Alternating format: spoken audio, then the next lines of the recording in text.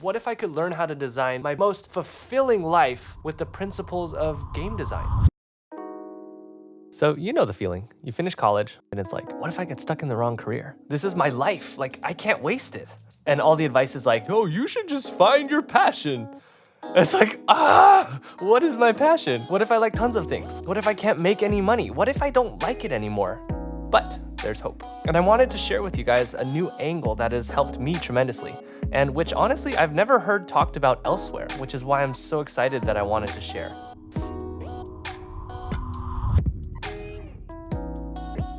So I struggled a lot with this question for years, and my journey took me all over the place, from receiving internships at top tech companies to diving into the startup world, building tons of websites and apps, and later found myself on the founding team of a startup raising millions of dollars. In the process, I learned how to design user experiences from experts at top companies like Uber and Google, diving deep into the science and art of gamification and game design. Literally an entire field of study about how to make something as fun and rewarding as possible. And I realized, holy cow, like, what if I could learn how to design my most fulfilling life with the principles of game design? No one's ever done that before. So that's what I set out to do, and I learned so much that I can't wait to share with you all. Alright, anyways, game design principle number 1, a clear sense of progress.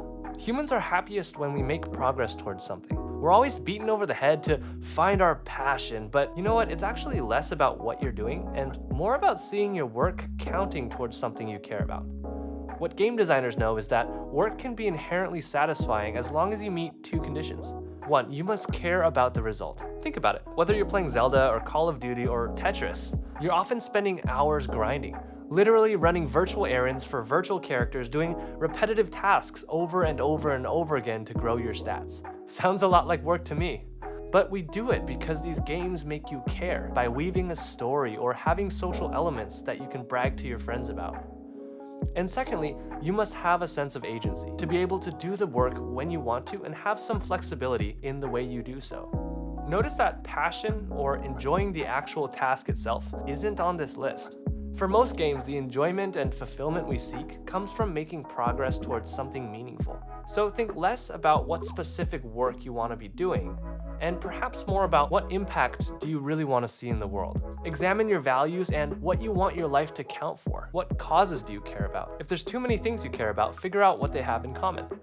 For me, I care about so many causes, but what ties them all together is the conviction that people inherently matter. And knowing that central value gives me personally a North Star that I can work toward. Game design principle number 2, momentum and decision fatigue. Game designers know that momentum is critical to your enjoyment of any game. If you were stuck for hours trying to pick your starting Pokemon or which character you want to be in Fortnite, you wouldn't ever get to enjoy the real fun of the game. That's why they limit or eliminate these choices altogether. So when designing your life, ironically, sometimes you want to reduce the number of choices that you give yourself. I always find that I'm the happiest once I've already made a choice, and the least happy when I'm still deciding, because I'm just petrified of making the wrong choice. But know that your life will be a journey of discovery, and it's totally okay to figure it out as you go because you have the flexibility to adjust course. One of the best pieces of advice I've ever come across is, if a decision is easily reversible, make a decision quickly and then just move on. Don't waste too much energy on it because you can always pick another option if you discover a better one.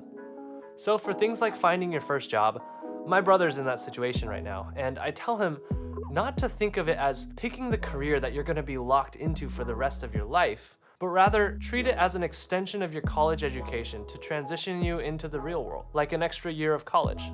So pick a job that seems good enough to get you to that next step of simply learning what the real world is like or learning what you like and don't like.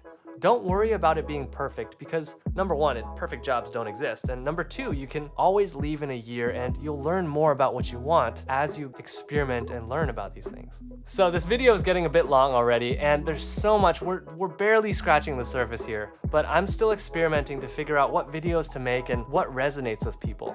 So if you found this helpful and want to see more in this series, please hit the like button and especially comment below to let me know. That would be so incredibly helpful.